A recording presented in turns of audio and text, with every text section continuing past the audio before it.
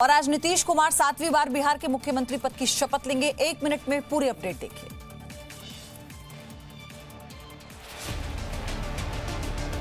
बिहार में एनडीए की जीत के बाद आज नीतीश कुमार 7वीं बार बिहार के मुख्यमंत्री पद की शपथ लेंगे। रविवार को एनडीए की बैठक में नीतीश कुमार को सर्वसम्मति से विधायक दल का नेता चुन लिया गया। सीएम नीतीश कुमार पहली बार वर्ष 2000 में सीएम बने, मगर वो 7 दिनों तक ही सीएम की कुर्सी पर बैठ पाए थे। इसके बाद वर्ष 2005 में वो दूसरी बार सीएम बने। इस बार वो पूरे 5 वर्षों तक सीएम की कुर्सी पर बने रहे।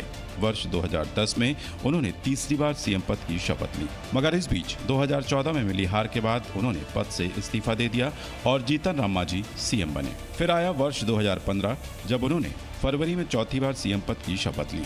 इसी साल नवंबर में हुए विधानसभा चुनाव में राजद के साथ मिलकर चुनाव लड़ा और 5वीं बार मुख्यमंत्री का पद संभाला।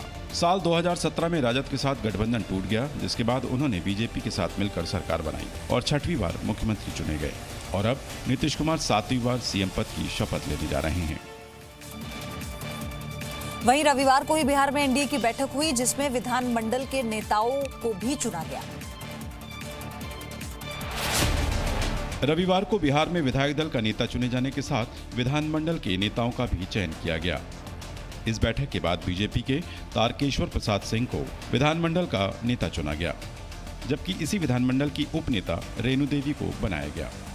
जी, अभी तक तो हम विधानमंडल के नेता के रूप में हमारी घोषणा हुई है। चीज़ों पर मंथन चल रहा है, तो जो भी स्वरूप बनकर आएगा और उसमें हमारी जो भूमिका होगी उसका निर्वहन बेहतर ढंग से करेंगे।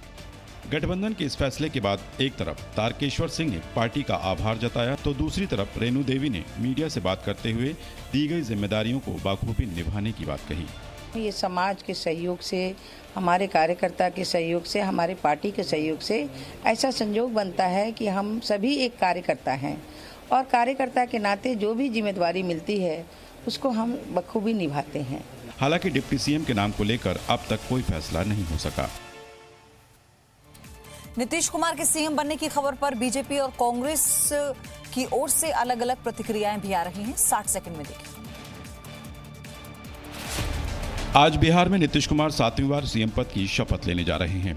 उनके चुनाव पर बीजेपी की ओर से लगातार बधाइयां आ रही हैं। देश के प्रधानमंत्री नरेंद्र मोदी जी ने पहले ही ऐलान किया कि नीतीश कुमार जी हमारे मुख्यमंत्री होंगे, तो नीतीश कुमार जी को एनडीए का नेता चुना गया, उसके लिए उनको बहुत बधाई।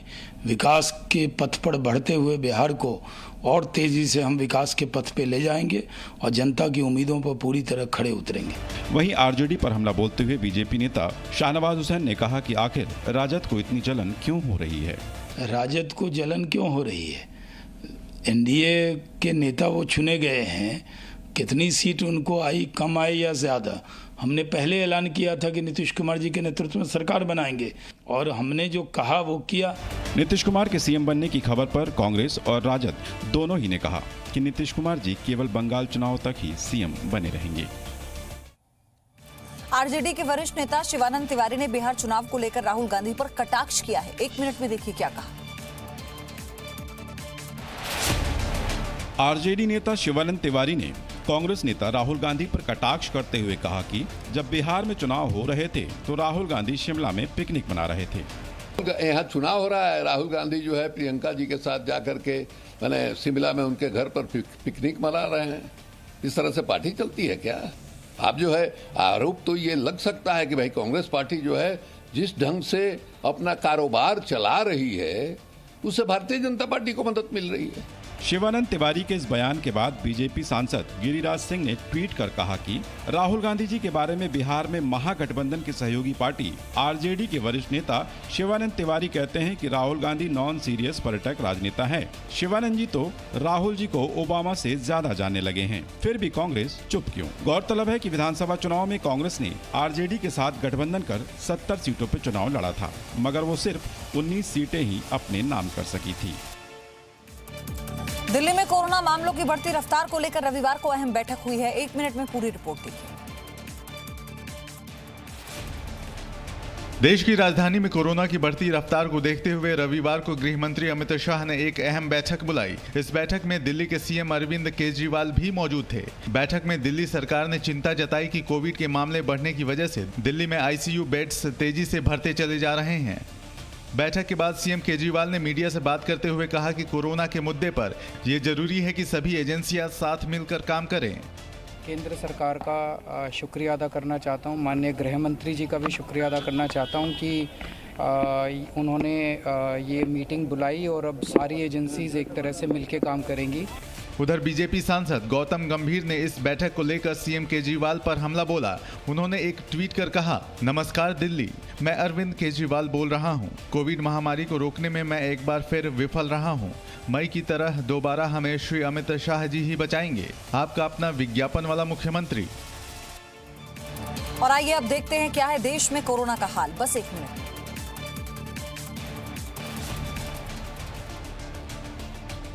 रविवार को जारी किए गए आंकड़ों के बाद देश में कोरोना के मामले 88 लाख के पार पहुंच चुके हैं। शनिवार को भारत में कोरोना के 41,100 मामले सामने आए, जिसके बाद देश में कोरोना संक्रमितों की गिनती 88,14,579 हो गई है।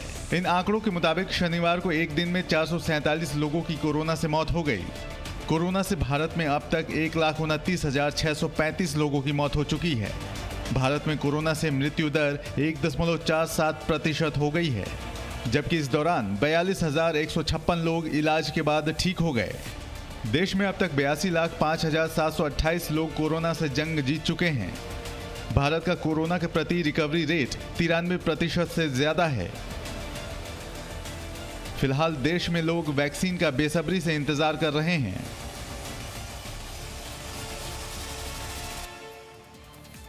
महाराष्ट्र में आज से धार्मिक स्थल लोगों के लिए खोल दिए जाएंगे। 1 मिनट में रिपोर्ट देखिए।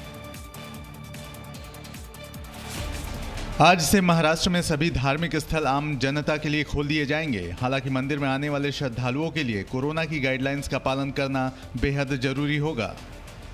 मुंबई का प्रसिद्ध सिद्धिविनायक मंदिर भी आज से भक्तों के लिए खोल दिया जाएगा। मंदिर में कोरोना की गाइडलाइंस का पालन हो, इसका पूरा इंतजाम भी किया गया है। मंदिर जब भी खुल रहा है तो भाविकों को ऑनलाइन दर्शन ही मिलेगा।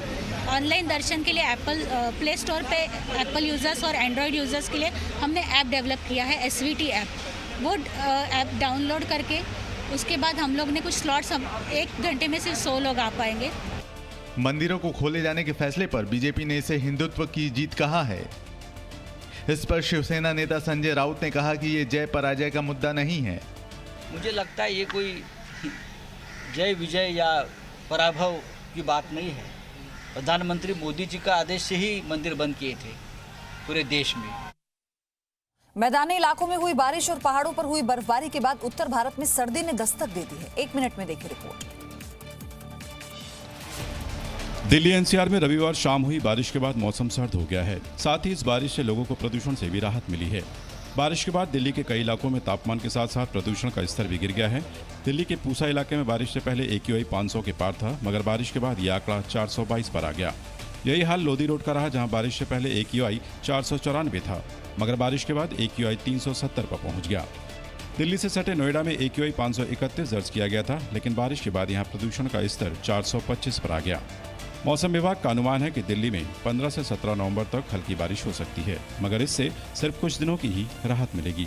दिल्ली से सटे राज्यों के जिलों में ओले पड़ने की खबरें आ रही हैं। मुरैना के सबलगढ़ तहसील इलाके में ओले गिरने से करीब 1 दर्जन से ज्यादा गांव प्रभावित हुए हैं। रविवार को पहाड़ी इलाकों में बर्फबारी भी हुई है, जिससे आने वाले समय में ठंड बढ़ने के आसार हैं। केदारनाथ में हुई बर्फबारी के बाद वहां के तापमान में भारी गिरावट दर्ज की गई है। Presenting B News app, available on Google Play and App Store. Download it now.